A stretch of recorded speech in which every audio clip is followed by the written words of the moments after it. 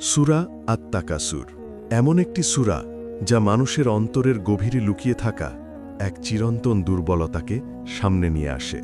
ধনসম্পদ, পদমর্যাদা এবং খ্যাতি অর্জনের অবিরাম প্রতিযোগিতা। মানুষ যখন পৃথিবীর সাময়িক মোহে অন্ধ হয়ে যায়, তখন সে ভাবে এই সম্পদই যেন তার জীবনের উদ্দেশ্য, সুখের চাবিকাঠি, মর্যাদার আসল পরিমাপক।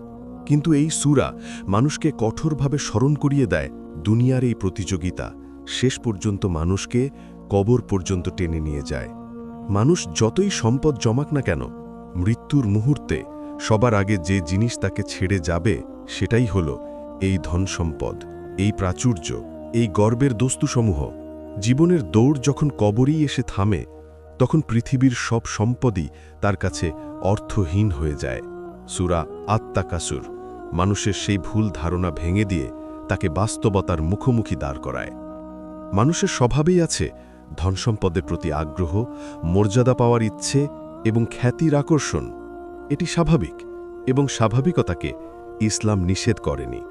কিন্তু যখন মানুষ এই আকাঙ্ক্ষার সীমা ভুলে যায়, তখনই আকাঙ্ক্ষার রূপ নেয় লোভে, লোভ রূপ নেয় লালসায়, আর লালসা রূপান্তরিত হয় দুর্নীতিতে।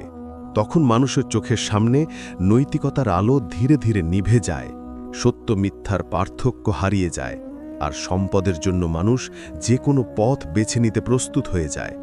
তাই ইসলামের শেখানো সীমা না জানা এবং তার নিয়ন্ত্রণে না রাখা মানুষের জন্য মারাত্মক ক্ষতির কারণ হতে পারে।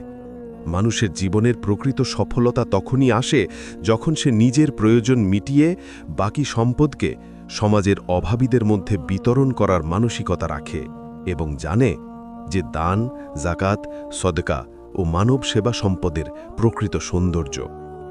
যখন মানুষ অন্ধভাবে সম্পদের পিছনে দৌড়াতে থাকে, তখন সে নিজের পরিবার, সমাজ ও নৈতিক দায়িত্বের কথা ভুলে যায়। তার মন ধীরে ধীরে কঠিন হয়ে যায়, চোখে অন্যের কষ্ট আর ধরা পড়ে না। সে ভাবে আরেকটু উপার্জন করলেই সুখ পাবে, আরেকটু মর্যাদা পেলে জীবন পূর্ণ হবে, আরেকটু নাম পেলে সম্মান বাড়বে। কিন্তু এই অতৃপ্ত আকাঙ্ক্ষা কখনোই পূর্ণতা পায় না, বরং তা মানুষের অন্তরে অস্থিরতা, হিংসা, প্রতিযোগিতা এবং এক ভয়ঙ্কর মানসিক দাসত্ব তৈরি করে। মানুষ তখন সম্পদকে নিয়ন্ত্রণ করে না, বরং সম্পদই তাকে নিয়ন্ত্রণ করতে শুরু করে। সূরা আত-তাকাসুর এই মানসিক দাসত্ব থেকে মানুষকে মুক্ত করার পথ দেখায়। এটি শিক্ষা দেয় যে সম্পদ উদ্দেশ্য নয়, বরং পরীক্ষা। আল্লাহ মানুষের হাতে সম্পদ দিয়ে দেখেন সে কি সম্পদকে সৎপথে ব্যয় করে, ন্যায়বোধ বজায় রাখে, অভাবীদের সাহায্য করে, মানুষের উপকারে আসে, নাকি লোভে পড়ে নিজের নৈতিকতাকে বিক্রি করে দেয়। দান, সাদকা, জাকাত ও খয়রাত শুধু আর্থিক লেনদেন নয়, এগুলো মানুষের হৃদয়কে কোমল রাখার, আত্মাকে পরিশুদ্ধ করার এবং সম্পদের প্রতি মোহ কমানোর পথ। যখন একজন মানুষ বুঝতে পারে যে সত্যিকার সম্পদ হল উদারতা, মানব সেবা এবং সৎকর্ম, তখন সে আর পৃথিবীর ধন সম্পদের বন্দী থাকে না। অবশেষে এই সূরা আমাদের এমন একটি কঠিন কিন্তু মুক্তিদায়ক সত্যের মুখোমুখি দাঁড় করায়, যা মানুষ প্রায়ই ভুলে যায়। মানুষ যত বড় বাড়ি বানাক, যত সোনা জমাক, যত অর্থ সঞ্চয় করুক, মৃত্যুর মুহূর্তে এদের কোনোটি তার সাথে যাবে না।